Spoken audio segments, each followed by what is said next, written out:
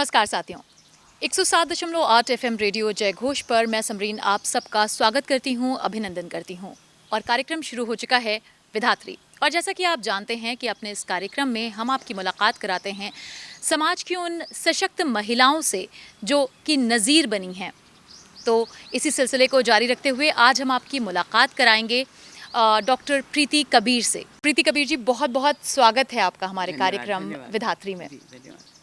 सबसे पहले आप हमें बताइए कि आपकी ज़िंदगी का सफ़र कैसे शुरू हुआ और आपने किन किन संघर्षों का सामना किया। जीवन तो सबका संघर्ष में, जो जन्म लेता है वो संघर्ष से ही आगे बढ़ता है। और बचपन से ही पिताजी के घर में हम लोगों को सिर्फ ये था कि पढ़ाई करना है, कॉलेज जाना है, कॉलेज से आना सेंट एंड्रयूज कॉलेज गोरखपुर, और बाहर की दुनिया से हमें कोई ख़ास मतलब नहीं था। तो पढ़ाई में इतने हम लोग लगे रहते थे कि बाहर के क्या हो रहा है इन चीज़ों से मुझे मतलब नहीं था। पढ़ाई पढ़ाई पढ़ाई। हमारा देश आज़ाद है तो हम आज़ाद हैं, हमारे देश में स्वास्थ्य है तो हम स्वस्थ हैं। तो ये चीज़ें जो है ना मिलाकर, कुल मिलाकर हमारे भारत को सशक्त बनाती हैं और उसकी ज़रूरत है। आज के डेट में हमारा भारत संपूर्ण विश्व में अपनी एक अलग छवि रखता है। लोग बड़े ही आदर की दृष्टि से देखते हैं। मैं विदेश जाती रहती हूँ, वहाँ बातचीत होती रहती है, हमारे मिलने वाले पढ़ने लिखने वाले लोग हैं, वो सब अरे साहब भारत से आप हैं, भारत से आप हैं। तो इस तरीके से मुझको लगता है कि अपना देश से बढ़कर संसार में मुझे तो नहीं लगता भाई।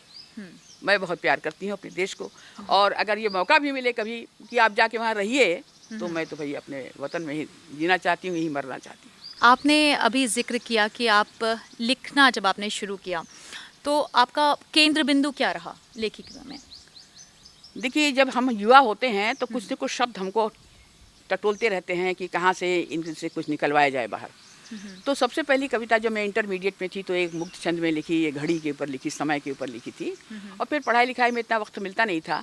उसके बाद विवाह के उपरांत कुछ ऐसा माहौल भी था। हमारी सिस्टर जो थी वाइस चांसलर थी गोरखपुर यूनिवर्सिटी की थी, वो मेरी मेंटर थी, वो मुझे हमेशा बताती रहती हैं ऐसे करो। और मेरे पिताजी तो थे वो इसी बनारस यूनिवर्सिटी के वो टॉपर थे, उसके गोल्ड मेडलिस्ट थे, और वो एडवोकेट थे। और लेकिन हम लोगों में हम सभी भाई बहनों में उन्होंने ऐसी संस्कृति कल्चर भरा था कि भारतीय कल्चर से ओतप्रोत हमारा जीवन था। बड़ों का लिहाज, छोटों का लिहाज, घर में सब कुछ कैसे हो, बाहर कैसे। तो इसका प्रभाव हमारे जीवन पर बहुत पड़ा। और बचपन से ही एक अजीब सी मेरे अंदर एक चिंतन की दिशा चलती रहती थी, जैसे कुछ चल रहा है, पानी बह रहा है, क्या हो रहा है। कि गौतम बुद्ध जब कोई शव यात्रा देखती थी तो मुझे लगता था कि ये क्या हो रहा है, उसको विचार करती थी। तो धीरे धीरे धीरे ये बढ़ता गया बढ़ता गया बढ़ता गया। उसके बाद विवाह हो गया, और विवाह के बाद भी होता ऐसा है कि हर स्त्री को बोलना, मुझे ज़बान नहीं थी, मैं बोलती नहीं थी, और सारे दायित्व निभाए। जिस प्रकार से ऐसा होता है कि दाम्पत्य जीवन में पति पत्नी एक साथ दूसरे का निभाते हैं, तो मैं तो एकल संग्राम करती रही और अपने सभी सास ससुर की सेवा की, नंद और जो हमारे पूरा परिवार था, भोजन बहुत अच्छा बनाती थी। तो बड़े खुश रहते थे लोग, और बोलती नहीं थी, पता नहीं कैसे बोलना मुझे आया। तो इसी तरीके से जीवन जो है सीधा होता चला गया, बिल्कुल सपाट बहता पानी की तरह चला गया। ज़्यादा परिश्रम मुझे नहीं करना पड़ा, क्योंकि मैं बहुत चुप रहती थी। अगर कोई कष्ट भी होता था तो अकेले में जाकर रो लेती थी, लेकिन किसी से कभी कहती नहीं थी, न माता पिता से न घर के लोगों से। प्रीति कबीर जी, आपका जो नाम है उसमें जो लास्ट नेम है कबीर, इसके बारे में हमें बताइए। ये आपका तखल्लुस है? जी हाँ, कबीर मेरा तखल्लुस है। और क्यों पड़ा, क्योंकि वो कहते हैं ना कि आवश्यकताएं मनुष्य को हिम्मत देती हैं, कर्मठ बनाती हैं, सुदृढ़ बनाती हैं, बलशाली बनाती हैं, और दिमाग भी तेज कर देती हैं। तो कवि सम्मेलनों में जाती थी। आर्थिक संकट तो होता ही हमारे मध्य वर्ग के परिवार के लोगों को होता ही होता है। तो दायित्वों के बीच मैं बाहर जाने लगी, कई क्षेत्रों में काम किया, अध्यापन में काम किया। जब मेरे पति का जहाँ ट्रांसफ़र होता था फिर छोड़ देती थी, फिर दूसरा पकड़ती थी। तो कक्षा 1 से लेकर MA क्लास तक RBS कॉलेज आगरा में मैंने हिंदी के लेक्चर के रूप में कार्य किया। और उसके बाद अंदर से जो हमारे अंदर पत्रकारिता थी, देखती थी मैं क्या हो रहा है बाहर, क्या हो रहा है, जैसे रद्दी बीनने वाले हैं या कुछ भी है। तो इससे मेरी पत्रकारिता का शुरू हो गया। अच्छा। अनाथालय के बरेली से मैंने शुरू किया इसको। बरेली अखबार था वहाँ पे, और वहाँ के लोग बहुत अच्छे थे जो मतलब इन चीज़ों में इंटरेस्ट लेते थे। तो वहाँ से मेरी पत्रकारिता शुरू हुई। और उसके बाद तो समझ लीजिए पूरे भारत में, भारत से बाहर भी मैंने किया। लंदन से मैंने वो किया, रिपोर्टिंग की, जो विश्व सम्मेलन हुआ था। अच्छा। 96 में। और उसके बाद आप अमेरिका में न्यूयॉर्क में गई थी मैं, तो वहाँ से मैंने अपने बेटे से कहा कि कोई ऐसा लग रहा है कि कुछ डोमेस्टिक वायलेंस पे कुछ किया जाए। तो उसने जो है कांटेक्ट किया, वो रहते थे वहाँ, तो उन्होंने कांटेक्ट किया महिलाओं को। तो उन महिलाओं ने बहुत सारी आसपास के जो क्षेत्र थे, जैसे न्यू जर्सी है, फिलाडेल्फिया है, यहाँ से कॉन्फ्रेंसिंग करके हम लोगों ने एक तैयार किया। वो उसका था नारी चक्रव्यूह में नारी। तो मेरा असाइनमेंट था जागरण सखी के लिए। तो मतलब अच्छा एक्सपीरियंस रहा। और उसके बाद ऑस्ट्रेलिया जब मैं गई तो ऑस्ट्रेलिया से पिक्चर करके लाई थी। वो बहुत बड़ा वहाँ पे वो है ना आपका, जहाँ हाउस है ओपेरा हाउस, ओपेरा हाउस में प्रोग्राम्स होते हैं समुद्र के ऊपर, बड़ा खूबसूरत। तो और उसके बाद फिर मैं यहाँ गई, मॉरिशस गई। तो मॉरिशस भी ये था कि वहाँ पे मैं तो सोच रही थी कि हिंदी वहाँ सब बोलते हैं, भोजपुरी आराम से जाएंगे। तो फिर उसके बाद मेरे बेटे ने कहा कि अरे वाह, कहाँ आप तो परेशान हो जाएंगे वहाँ पर। मैंने किसी को बताया नहीं कि कहाँ रुकने का है। तो फिर वहाँ की जो भाषा है, न तो भोजपुरी न तो हिंदी, या तो इंग्लिश बोलते हैं वो लोग, और या क्रेओल भाषा है वहाँ की। अच्छा। हाँ, क्रेओल भाषा ऐसी है कि बिल्कुल आपको समझ में एक भी नहीं आएगा। साउथ इंडियन भाषा आपको समझ में आ जाएगी, लेकिन ये नहीं आएगी। तो क्रेओल भाषा है, और वहाँ पर हिंदी बोलते मैंने किसी को नहीं देखा। तो मॉरिशस पर भी वहाँ के लोगों जो गिरमिटियास थे, उस पर मेरी एक कहानी है। अच्छा। लाला रुख करके मैंने लिखा हुआ है। तो मैंने सोचा कि इसमें गिरमिटियास का है। तो वो जिस होटल में मैं रुकी थी, ली मेरिडियन में, तो वहाँ पे बहुत सारे ऐसे वर्कर्स थे जो कि कोई गोरखपुर से था, कोई बिहार से था, कोई पंजाब से था, चंडीगढ़ से, इस तरीके के तमाम लोग थे। तो मैंने उनसे बातचीत की कि भाई ऐसा ऐसा, अरे भाई बहुत खुशी है वो लोग। तो मेरा और उत्साह बढ़ गया। तो वहाँ से मैंने वहाँ के जो फिल्म डिवीज़न के हैं उनसे मैंने बात की। तो उन्होंने कहा, मैनेजर थी, उन्होंने तुरंत मुझे डायरेक्टर के पास भेज दिया। तो मैं गई वहाँ, टैक्सी थी मेरे पास में। तो वहाँ पे वो आप बाहर खड़े थे, बड़े सिंपल वहाँ के लोग होते हैं। और वहाँ के जो सीएम या प्राइम मिनिस्टर होते हैं, तो विदेश गए हुए थे, तो उनसे बात नहीं हो पाई। बात सचिव वगैरह से बात हुई, तो उन्होंने देखा बहुत अच्छी स्क्रिप्ट है, तो हम करेंगे इसको। डायरेक्टर फिल्म डिवीज़न मॉरिशस, उन्होंने कहा। उसके बाद मैं चली आई, तो हो नहीं पाया। और वहाँ से भी मैं फीचर करके लाई थी। अच्छा। हाँ, तो वो छपा, अभी भी गया हुआ है। तो इसी तरह बाबा रामदेव के यहाँ भी मैं गई। मैंने सबसे ये कहा कि चलो चलो, तो कोई नहीं साथ में गया मेरे, तो मैंने अकेले चल दी। और इतना टीडियस सफ़र था वो, लेकिन खूब, मतलब समझ लीजिए कि मज़ा आ गया। मज़ा ऐसे आ गया कि इधर से तो लोग मुझे लिफ्ट लेके ले गए पदार्थम, जहाँ उनकी पूरी फैक्ट्री जहाँ सारा बनता है, इतना बड़ा है, इतने लोग हैं। तो उधर से वो चले गए, जो हमें ले आए थे वो चले गए, हमको छोड़ करके। अब हम क्या करें, बीच रास्ते में खड़े हैं। वहाँ से गाड़ी से उतार दिया कि अब हम वहाँ परेशान। खैर हिम्मत की मैंने, और वहाँ से ऑटो लिया पूरा, फिर कहाँ से ले करके वो हमारे उनके पास गया। तो उनका सारा मैंने, जहाँ उनके वो है आश्रम है, सब चीज़, हाँ सारी चीज़ें देखी, जहाँ वो सोते हैं ज़मीन में, सारी चीज़ें, मतलब बहुत अच्छा लगा। तो ये रहा, मतलब ये है। आपने अभी डोमेस्टिक वायलेंस की बात की, तो वैसे ही एक हमारे यहाँ समाज में एक और प्रॉब्लम है जेंडर डिस्क्रिमिनेशन की। हालांकि इसका असर अब कम दिखने लगा है। शिक्षा हो चाहे स्पोर्ट्स हो, आपको हर जगह जो है वो महिलाओं का एक अच्छा योगदान और एक अच्छा आपको एग्जाम्पल दिखता है कि वो पोजीशन हासिल कर रही हैं। हाँ, बिल्कुल। लेकिन ये जो जेंडर डिस्क्रिमिनेशन है, ये अभी भी कहीं ना कहीं है। लड़कियों पे लड़कों को तरजीह देने का सिलसिला जारी है। इस पर आप क्या कहना चाहेंगे? मैं तो ये कहूँगी हमारा भारत बहुत सुधर गया है। अब आप देखिए ना कि बेटी पढ़ाओ बेटी बचाओ, तो लोगों में इतनी जागृति आई है। मैं आपको ये कहूँ कि एक जो छोटे तबके के लोग हैं, मेड सर्वेंट है, वो भी पढ़ा रही है बच्चों को, बड़े नियम से ट्यूशन भी जा रहे हैं।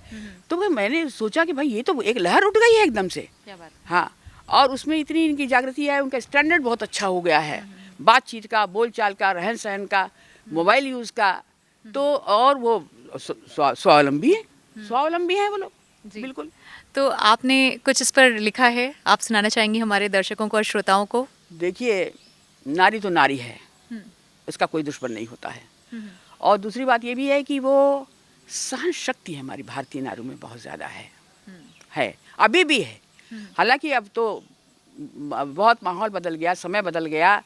और ये देखिए उनकी जो काम करने की जो शक्ति है, आप देखिए जिस तरह काम करती हैं, पुरुषों के बराबर काम करती हैं, घर में भी आके ज़्यादा करती हैं, डबल हो गया उनके पास में। हाँ, वो अपनी बात कहना जान गई हैं, वो जीवन जीना जान गई हैं, और स्वावलंबी हो गई हैं, और अपनी पर्सनैलिटी को वो, ये नहीं कि तुम चलो तो पीछे पीछे चलें, ऐसा नहीं है। अगर उनके पास योग्यता है तो वो उसका इस्तेमाल करती हैं और वो समाज के और देश के हित में है, मेरे को लगता है। तो अगर आप कहें तो मैं 4 पंक्तियाँ सुनाती हूँ कि अगर हम बिल्कुल एक वाक्य में कहना चाहें या 2 लाइन में कहना चाहें तो नारी की शक्ति को हम बयां कर सकते हैं।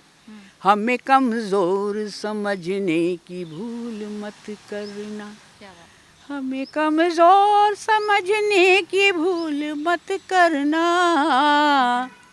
हमी से सृष्टि है सारी, हमारा नाम है नारी, हमारा नाम है नारी।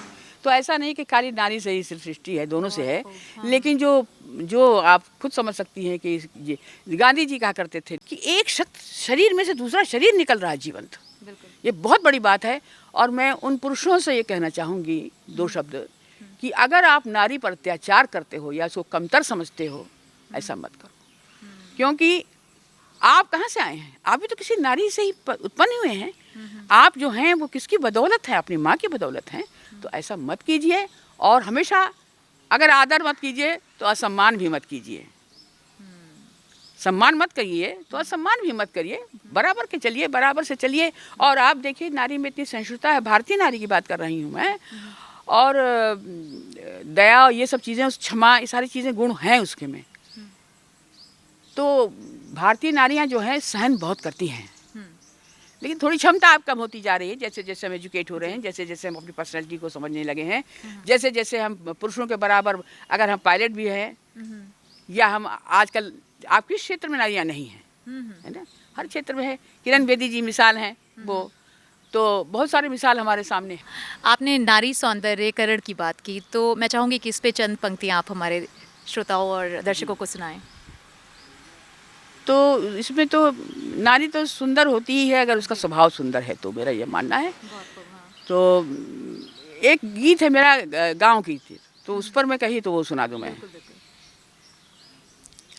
शहर से जब गांव पहुँचे जिंदगी अच्छी लगी, और खिलखिलाती धूप और हंसती नदी अच्छी लगी। शहर से जब गांव पहुँचे, छाँव पीपल आम इमली, गंध महुए की, होरी धनिया से मिली तब जिंदगी अच्छी लगी। सूरज ने छलकाया सोना, ताल ताल लाल हो गया, इंद्रधनुष नभ में उतरा, 7 रंग मन का रूमाल हो गया। बुनती हवाएं रेशम की कुर्ते, ये होली के समय का वर्णन है। फूलों की क्यारी है वल्लरी के पर्दे, और भृंग कुंवर बैठा है फूलों के सिंहासन, गौरैया कात रही चरखे, मौसम का धमाल हो गया, 7 रंग मन का। क्या बात है। अच्छा, नारी के वर्णन में अगर हम कहें तो माखन सा तन है, चंदन वन मन है, माखन सा तन है, चंदन वन मन है, मधुरस है पानी, मंदिर की घंटियाँ, और केस गुथे रजनी गंधा, रूप ये मिसाल हो गया, 7 रंग मन का। बहुत बहुत धन्यवाद। अब मैं जाते जाते आपसे एक सवाल और पूछना चाहूँगी कि महिला सशक्तिकरण की बात की जाए तो आपको क्या लगता है कि ये जिम्मेदारी जो है वो शिक्षा पर है, परिवार पर है, समाज पर है, या नारी पर खुद है? मैं तो समझती हूँ नारी पर खुद है। एक कहानी मेरी लावा करके है जी। लावा, तो उसमें वो को जिसकी जो एक लड़का उसको देखता है, पसंद करता है, शादी हो जाती है, तो वो पहले से कुछ ऐसा बायस था। उसकी जो मदर थी वो फिल्म अभिनेत्री थी। अच्छा। तो कुछ उनके साथ ऐसा हुआ था कि जो जिस लड़की को पसंद करके उसने शादी किया उसको डोमेस्टिक वायलेंस करता था, और थी बड़ी सुंदर वो, तो उसको इससे वो करता था। लेकिन एक दिन उसको ऐसा लगा कि कोई खटका रहा है, वो ताले में बंद करके चला जाता था उसको। और ये सही घटना है, एक प्रोफेसर थे वहाँ पर, वो करते थे ऐसा, ताले में बंद करके जाते थे क्योंकि बहुत सुंदर थी वो। तो वो एक दिन देखी कहीं ताला खटक रहा है, तो गई देखी, कहने कि नहीं इधर से ताला बंद है, आप उधर खिड़की की तरफ से आइए। तो वो एक पत्रकार थे, तो वहाँ से आए, तो कहने एक प्याला चाय मिलेगी, तो बोले कि हाँ मिल जाएगी। तो चाय पिला दी इसको। फिर कहने लगे अपनी बात करने लगी, तो कहने देखिए इसमें आपको खुद करना पड़ेगा ये, मैं साथ रहूँगा आपके, लेकिन आपको ही इसके लिए अपने अंदर शक्ति सजोनी पड़ेगी कि आप माँ दुर्गा की शक्ति हैं, आपके साथ कोई अन्याय कर नहीं सकता, ऐसे कैसे कर सकता है भाई। तो उसके बाद उसको समझाता था। और फिर क्या हुआ कि एक दिन वो जब ऑफिस से आया तो उस चाय बनाया उसने, तो उसको मुंह पे फेंक दिया कि अरे ये चाय, मतलब उसको परेशान करता था। तो उसके बाद से उसने सोच लिया कि मुझे क्या करना है। जब रात हो गई, सब सो गए, तो वो अपना उठी और निकलने लगी। तभी उसका पैर जो था वहाँ फर्श पर कुछ वो हो गया, तो उठ गया वो, कहाँ क्या है करने लगा। तब तलकी भाग गई वो, दरवाज़ा खोली, बाहर अंदर से कुंडी लगा दी और ऑटो किया और चली गई। हाँ, तो ऐसी कई कहानियाँ। एक कहानी और है जिसमें वन कन्या हमने लिखा हुआ है कि उसमें कि वो किस तरीके से, ये सच्ची घटना पर एक कहानी है, जिसमें कि गोरखपुर के जो महाराजगंज है उसके बॉर्डर पर शराब सप्लाई होती थी, नेपाल बॉर्डर पे।